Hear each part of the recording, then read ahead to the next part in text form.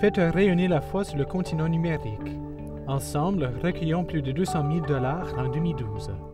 Ce soir, jeudi 12 juillet, sur Perspective, Benoît XVI souligne le lien entre la musique et la paix, le 20e anniversaire de l'Église catholique en Mongolie.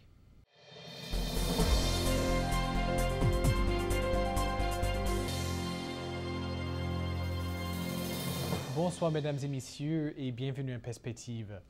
Hier, à Castel Gandolfo a été exécuté en l'honneur du pape un concert interprétant 2 symphonies de Beethoven. Le concert a été offert par la West Eastern Divan Orchestra, un orchestre regroupant des musiciens israéliens, palestiniens, juifs, musulmans et chrétiens.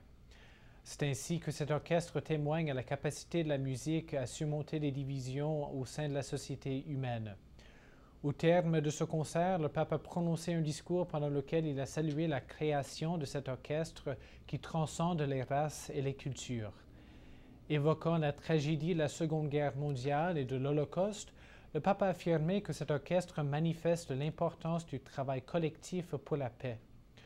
Le pape a aussi expliqué le sens de la 5e et de la 6e symphonie de Beethoven, disant qu'elles reflètent les combats et les joies bucoliques des humains.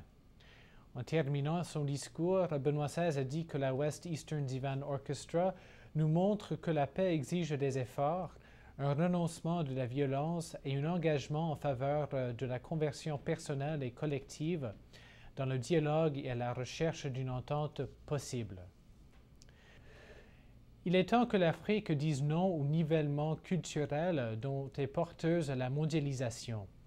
C'est le constat que le cardinal Adrien Sarr, archevêque de Dakar, a partagé lors du forum Foi et Culture et Développement, qui a eu lieu à Abidjan, au Côte d'Ivoire, du 10 au 11 juillet dernier.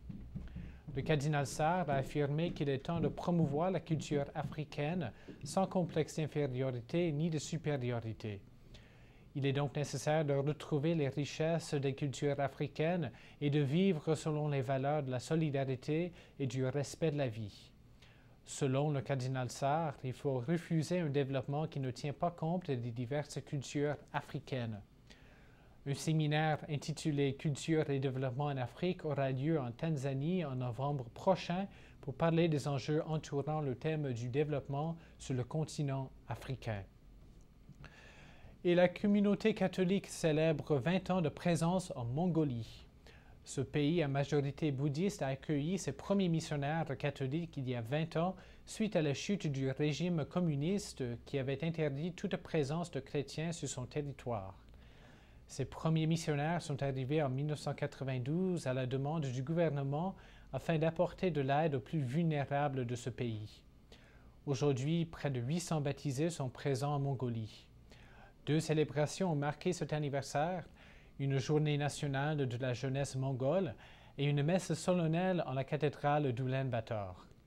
Selon le père Hervé Kouafa Lonsi, prêtre congolais et missionnaire en Mongolie depuis 5 ans, les catholiques en ce pays cherchent à s'engager en faveur des plus pauvres de la société. C'est une église qui cherche à tendre la main aux défavorisés de la Mongolie. Mais les catholiques doivent aussi apprendre à vivre dans un contexte où les chrétiens sont minoritaires et où les populations connaissent peu le christianisme. Selon le père Lonsi, c'est une église modeste mais vivante.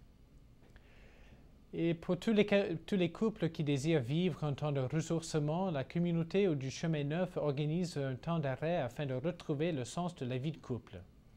Une semaine d'activités sont proposées pour faciliter un échange sur les richesses et les difficultés de la vie de couple et aussi pour célébrer la joie de la vie en famille.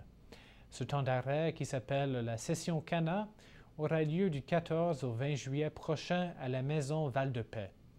Pour plus d'informations, visitez le site web du diocèse de Montréal à diocèsemontréal.org. Et c'est tout pour aujourd'hui. À la prochaine.